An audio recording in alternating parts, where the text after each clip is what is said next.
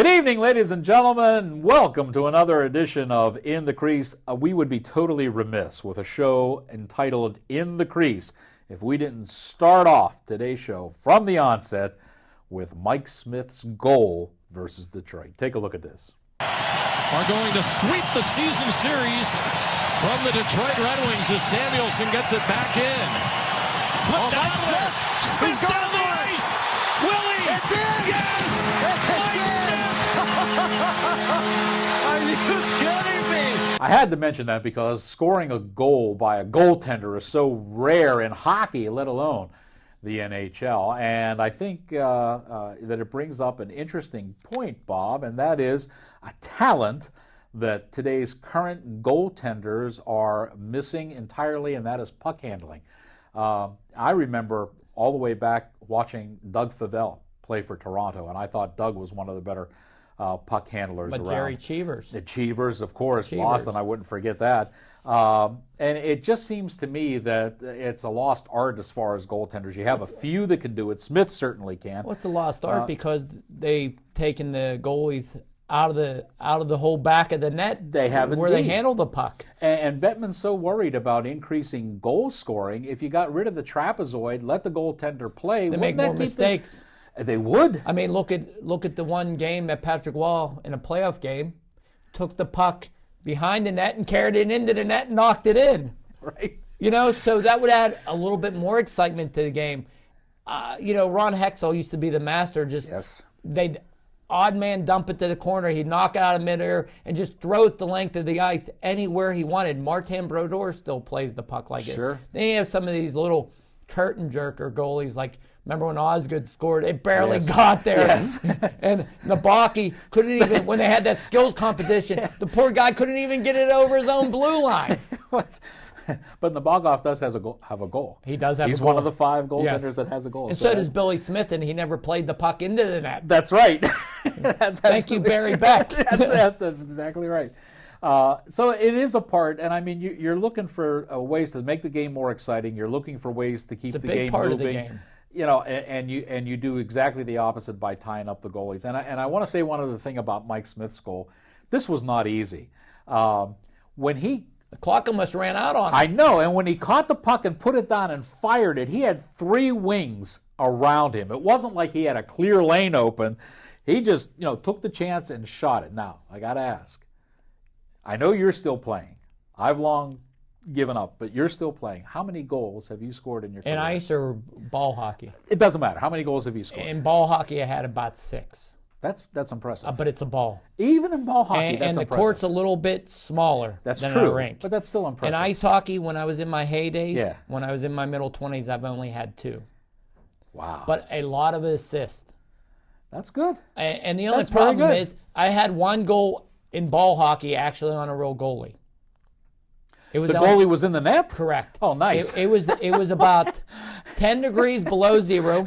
We're playing at the old Southside deck. Yeah, Right yeah. next to the Neville skate rink. I know where you're at. That's no longer in existence. Right. And the deck was a 4-on-4 deck.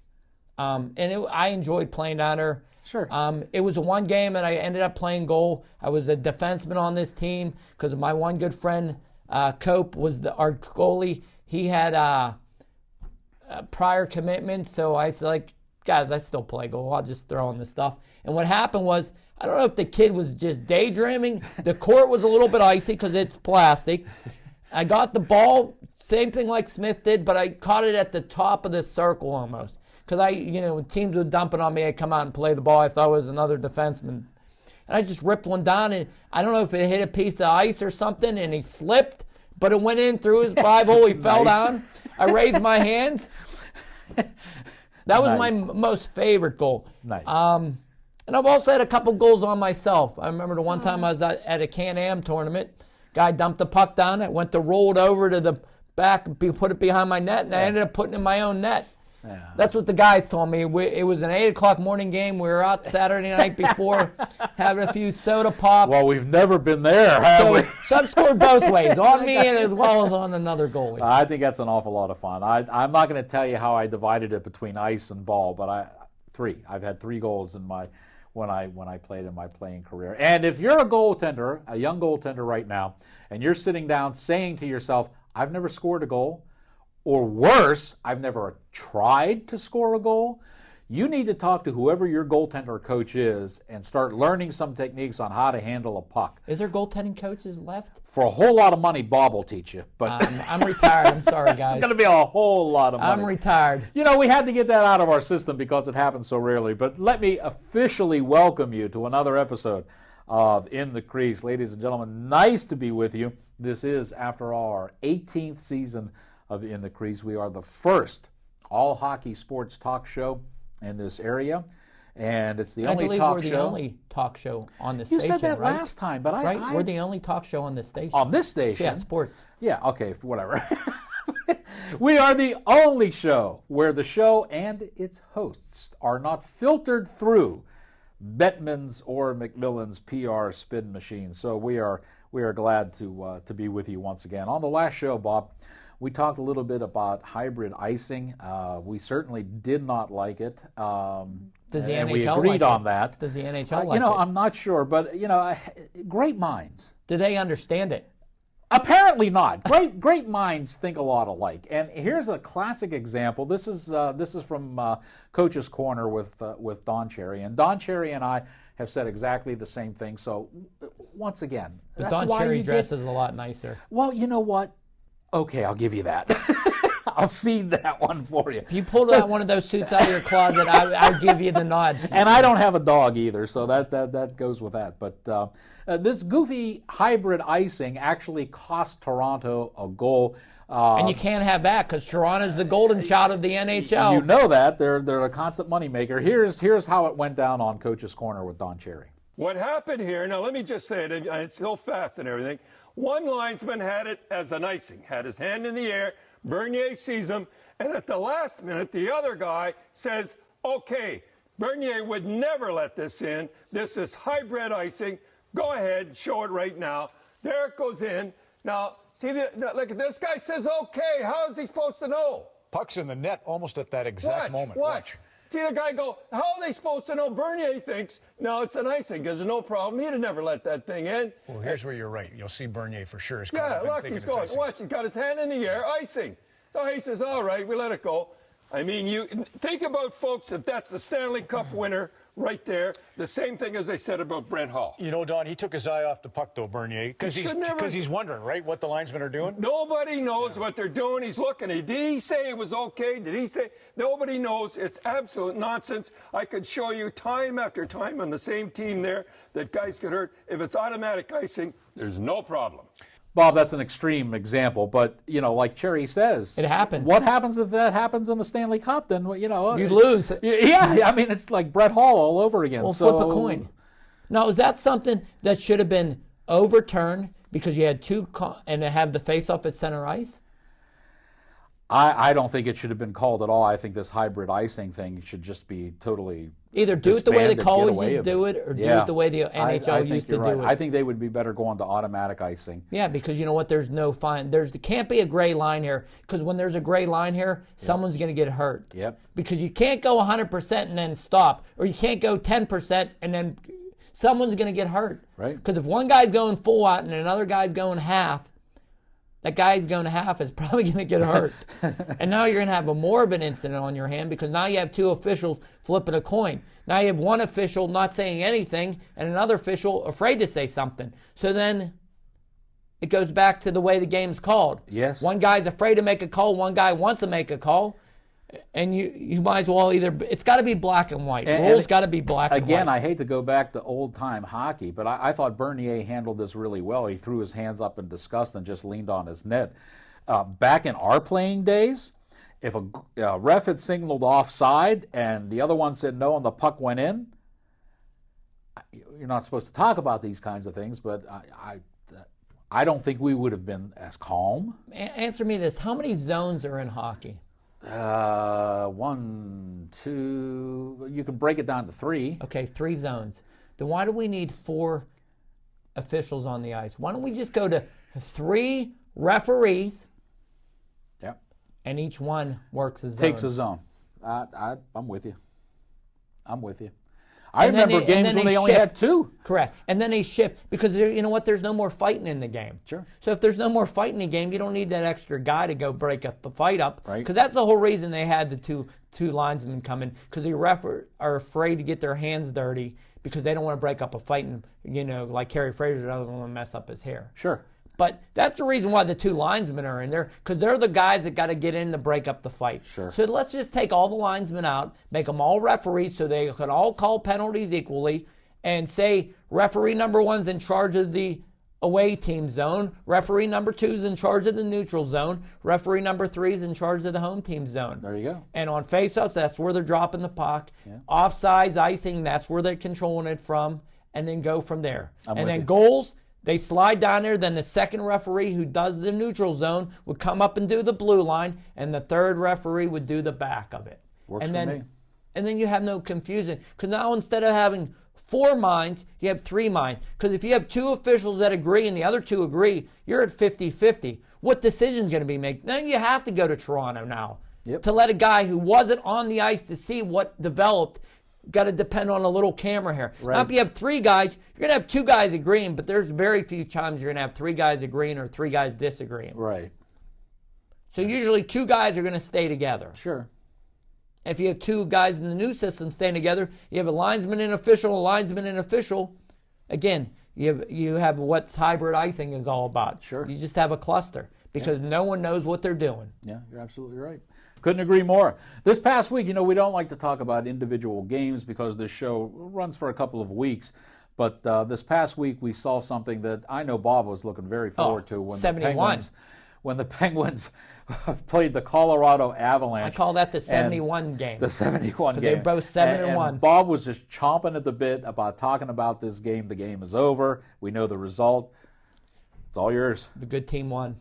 Yeah, it did. I'll put it this way. Yeah, it did. If you don't think that is the perfect hockey game that we just watched, 2 teams, 7-1. Yeah. You have a coach who has a lot of creativity, a lot of fire, a lot of emotion, and then you have the other coach who's more of the calm, collect behind the bench. So you had the best of both worlds. You had Bowsman, who's the calm, collect guy, with a lot of talent on his bench. And then you had Patrick Law, a little bit of the fire burner. And it was a goaltending match. It was. And to be honest with you, was that a shot at the Penguins by Jiggy playing? Because Varlamov is their number 1 guy. It is. And they beat the Penguins, and it was up and down. It was great hockey. I mean, just from point A to point B, both teams just, one mistake basically cost them the game. And it was, good old Lang came out of the box, kind of went through the defenseman. That puck was even kind of deflected off his stick, and it took a boomerang over Fleury's shoulder, but Mark played pretty well. Well, let's put this in perspective, too. Fleury made 13 saves, gave up 1 goal. That means he saw 14 shots in the entire game. 90% save percentage. I understand that. How many shots were blocked, though? 14 Did you shots. see how many shots were blocked? Yeah, the Pens really stepped up and protected their goaltender. And isn't that why they got Scuderi? By the other hand, look how many shots Giggy faced. All right, he was up over, 36, 38 shots, something like that? 30. It was a lot. No, They were firing on him. 38 or 39 saves. They were firing on him. So, a goaltender's battle, but I'll tell you what, there are times. Name Colorado Avalanche players. You usually get 13, 14 shots in a period, not a whole game. Colorado almost had as many penalty kills as the Penguins gave up shots on goal. Yeah, you're right. Because they had 7 power plays, the Penguins did. You're right. And they could not figure out Jiggy in that. They couldn't. And the part about that game, which amazes me, and I'll be honest with you, and I don't think Bowsman as good of a coach in the playoffs as the regular season, obviously, because I don't think he matches up very well. Sure. That reminds me of the Boston Bruins playoff games that the Penguins just couldn't put a puck in the net. Boston continued to just physically outplay Pittsburgh and take their chances of putting their guys in the penalty box and just saying, you're not going to score on us. And Pittsburgh bringing Scuderi back and a couple of the other guys, and I believe they had more blocked shots than they did shots on goal that game. Sure they did. And I just think it's a thing where Bosman will never win the big game again because he gets out-coached. And this was a game for the Penguins to show that they were the best team in the league.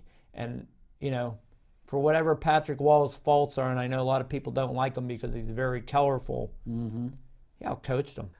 Giguère and Varlamov are probably one of the more underrated tandems in the NHL. Together, they make a really solid net-minding tandem. And they're even going to be better this year because of who they have as their head coach that understands the position. That's correct. And a lot of people now are making a big fuss in the NFL about the Washington Redskins. And they're saying how the name is prejudiced and racist against Indians. Well, let me tell you something. That has absolutely no comparison to the prejudice that exists in the game of hockey when you're French Canadian.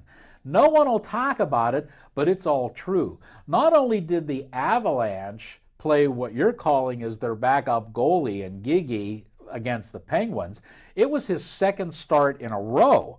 In fact, he's been playing rather well. So you're looking at a situation where Gigi's getting a lot more playing time in the early part of the season than he would have gotten earlier, and you ask yourself, well, wait a minute, what's going on? Well, you have J.S. Giguère, he's French-Canadian. You have Patrick Waugh, he's French-Canadian. You have Varlamov, where's he from? Russia! What do you think is going to happen? And the prejudice that exists in hockey, French-Canadians believe they are the only people who can play this game. Remember back to my interview, exclusive with Theo Fleury. He said the same thing. Don Cherry's been saying that for years. There is a deep prejudiced racism in hockey. If you're not French-Canadian, they don't feel you can play the game. And this is why when an American makes it, it's good. Here's the third tree on this angle, too. Okay? Not only do you have the Europeans and the Americans, I lump into one group. Okay. Because the Americans are also in another group, but it's not French-Canadian group. We'll compare it to three players in the NHL that played. You got your Gretzky's, which is based out of Toronto, which is not French-Canadian, which everyone knows how much favoritism Wayne Gretzky had when he played in the NHL. Sure. Okay? He might have been one of the best players to ever lace on the skates. Okay. He was from Toronto. He got a lot more support, so he's able to do a lot more because people left him alone because he was the Toronto Sun boy. And he had Marty McSorley. Correct. Then you go one step further to probably one of the best French-Canadian players, Mario Lemieux, who played in your own backyard here. Right. And if he would have had the protection from the league and he wasn't French-Canadian, there wouldn't be a record that he wouldn't have held if he had the same treatment that Gretzky had. Sure. Okay? I'll go with that. Then you go to the next step further. Okay? Your best European player, your best American player, which would be who? Who do you think? My personal opinion? Yeah, who do you think is the best European player, the best American to ever play the sport? I think the best American player, I got to go with Mike Richter. Okay, Mike Richter. Yeah. Poor guy, how many concussions did he have? Oh, it cost him his career. How many times do you remember watching Mike Richter play that he got ran? Oh, constantly. Okay? Constantly. We'll go Europeans now. Okay. Best European player to ever play. Oh, boy. My opinion, I know who that is. Who do you think? Jari Kurri. Oh, okay. He's the hardware. I was thinking goaltenders. Okay, I'll go with that. He is the hardware. Jari Kurri. Okay. Did Jari Kurri ever get touched? Yeah. You know, he was with that Edmonton Oiler team. I think they pretty much took care of you. Yeah. You know, because you touch Jari, you'd have to answer McSorley, Anderson, Messier. Yeah. I think he was coddled pretty well. Okay. So, even though the French-Canadians stick together and Wall's going to take care of Giguère, the NHL don't look at it that way.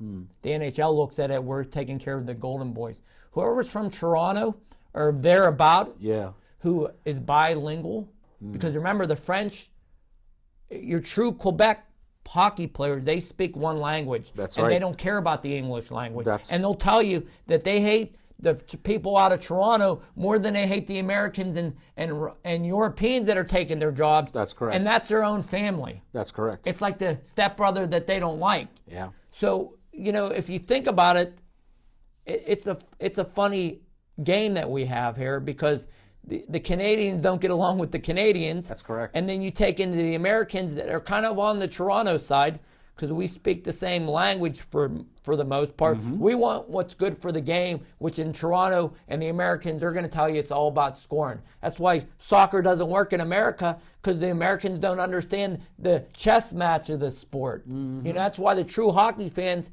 like the way the game is played in Quebec City or in those provinces, in Montreal, because it's a more pure, more truer game. Right. Where the Americans, we can't keep up. Recently, we have been keeping up with the skating ability and the game finesse and all that. But still, look at it. You take the top 20 hockey players that ever played the game, and I guarantee you might have one American in there, maybe. And you might have 5 Europeans, and I could tell you, Fedorov would be upper, Nicholas Lindstrom would be upper, Jari Kurri would be upper. Yep. But Put Yager up there. yeah. Sure. But then you look at it, the other end of it. How many French Canadians are up there? I mean, you could take the Montreal Canadian team with Boom Boom and the Rocket and Lafleur. I mean, they're all there. I mean, you have one team of French Canadians that played in a province of Montreal where that would be good enough to beat any team in any culture. Yeah. I mean, the Canadians of 78, 79 lost 9 games under Scotty Bowman. Yeah. 9 games out of 80 games. Yeah. 9 games. They were almost picture perfect. And that's because they were out Friday night having their soda pops and had a Saturday morning game. But that's how you tell. That's how weird the NHL is. Yeah. It's they're one of the few cultures that the Europeans and Americans and the French Canadians. Yeah. And it makes me laugh when I see this ridiculousness over the name the Redskins, and they're trying to make this big prejudiced racial thing out of it. And unless you've played the sport of hockey and tried to maybe traveled up to the Great White North and played some teams up there, or even better yet, tried out for some teams up there. How about, you don't know what prejudice and racism is. How about the pressure that Berkshire and Simmons, and we're not talking about just black and white. We're talking about black, white, plus add a culture to them. Great. How would you like to be French Canadian and black playing against a black hockey player that's based out of Toronto or an American? You want to talk about even more pressure. Sure. And you're thinking, this is 2013 now, and these guys are not only dealing with their skin color, they're dealing with where they're born. Nobody mentions it. Nobody brings it up. It's the big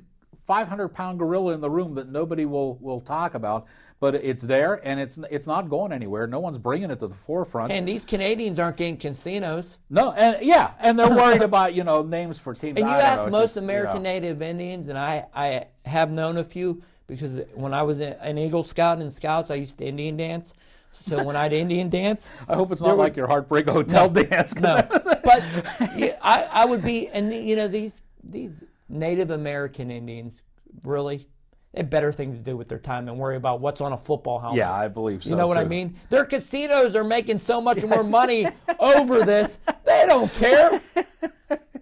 Well, bringing us back to the Pens and Avs game, I think it shows that the Penguins, and especially their netminder, Marc-Andre Fleury, is going to be as good as his team allows him. That team did a great job in letting him see only 14 shots. But then you can almost say, where was the offense? Correct, you can. And we should not go any further in this show without recognizing our sponsor. Bob, back to you.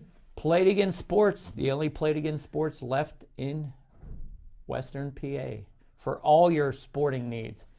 This month, winter's around the corner. You know what that means. Skating outside, pond skates, snowboard, skis. We have it all up at Play It Again Sports for all your winter needs. And we still have summer sports, which, if you think about it, snow's going to fall this coming up October, I heard a little bit. And have a little pumpkin with some snow on it.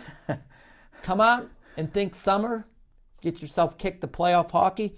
We have golf up there. We have all the major sports, whether it's volleyball, lacrosse, tennis.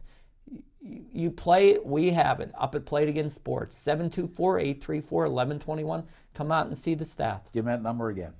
724-834-1121. There you go. And as always, Play It Again Sports is our sponsor on the show, and they provide us with some nice little swag items to... Swag. You say that better than Don Cherry. Items to give away on the show. Bob, why don't you explain what we have here? A couple nice autograph pictures. The first one is good old Nate. This is when he was in the Phantoms.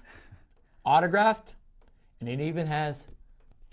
Yeah, they have that on the back. Because we don't play that game. Yeah. We don't forge anything here. We get everything nice and... Now, he's in the minors. I believe he's still in Columbus's organization, maybe the Syracuse. But he's with AHL, so he's still with an AHL team. Pro. Yeah. And then good old Johnny Zeiler, local kid, TJ area.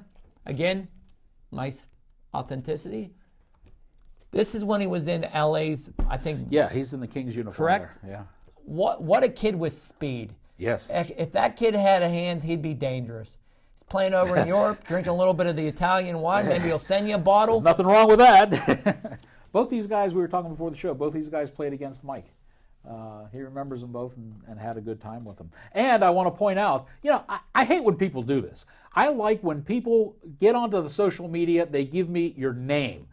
Okay? We put the people... Hi, I'm Bob Nelson. Nice to meet Bob, you. Nice to meet you. The way this works is everybody who makes a comment or responds on our Facebook page... And our Facebook numbers have been They've been jacked up. Yes, they have. We put them in the goalie helmet, and we pull a name out before the show to award these two. So these two autographed photos go to... And I don't know who this guy is, but he's known on Facebook as... I forgot my glasses today, so pardon me for reading this. Rhino SCV. Do you have any idea who that is? Rhino SCV. That's the name. He's on Facebook and he posts as Rhino SCV. Where's he from? I have no clue. Well, click on his thing. I clicked on his thing. It still comes up Rhino SCV. I have no idea who this guy is. Rhino. Anyway, well, charge down to the studio and get your pictures. We pulled your name out of here. I have no idea where you are or who you are, but I'm telling you this. We're going to leave these photos down here at the TV studio, which is right on West Library Avenue, across from Bethel Bakery, a landmark in the area. You can come by anytime, Monday through Friday, from 8 until 4:30. Pick them up. They're here waiting for you with your name on. Rhino, if you're watching the show and you don't live in the Pittsburgh area, if you're one of our friends up in the Great White North, and we have a contingency of fans up there. We do. And it's a boot time, too. If you're one of our friends up in the Great White North, or, let me know, and we'll drop these in the mail to you, but I just have no idea where you are, Rhino. But you are our winner this week. Remember, every time you interact on the Facebook page for In the Crease, we write your name down on a slip. It goes inside that helmet, and we pick it out. And pass us on to your friends if you like us. You see the show there on Absolutely. there. If you don't have the great network of the Channel 7 TV here at Bethel Park. Or Channel 32 on Channel Verizon. 32, which is my hockey number. You can't go wrong there. There you go. And Dave does a great job, not just with our show, with other shows here, with everything that he puts on here. He does Especially everything Susie first class. Shows. So, stop down and see us down at the studio here. If we're here on usually Tuesdays. Yep. Come down, shake our hands. Maybe Fury will sign you an autograph. There you go. Pasta Jar might sign for you. Got something? Oh, man, Pasta Jars. Last show, we talked about a couple of things. We talked about sticks and their technology, and we talked about the new rules for the goalie pads. On the next show, Bob is we're going to take those items, we're going to break them down into segments, and we're going to show you exactly, sometimes we talk hockey so freely here because we understand hockey. Sometimes we realize that maybe new viewers or people who are new to the sport might get a little lost in the jargon and technology. Whitmore changes his mind every 5 minutes on the poor goalies. And may not just know what the hell's going on, so we're going to explain it all to you on the next show. We are out of time for this episode of In the Crease. Good to be coming with you once again. On behalf of Bob Nelson, myself, John on camera, Dave over there in the control room, and our cast of hundreds today. It was a rainy day. I'm Fiore, and remember, when it comes to the game of hockey, if you're in the game, you're in the crease. Good evening.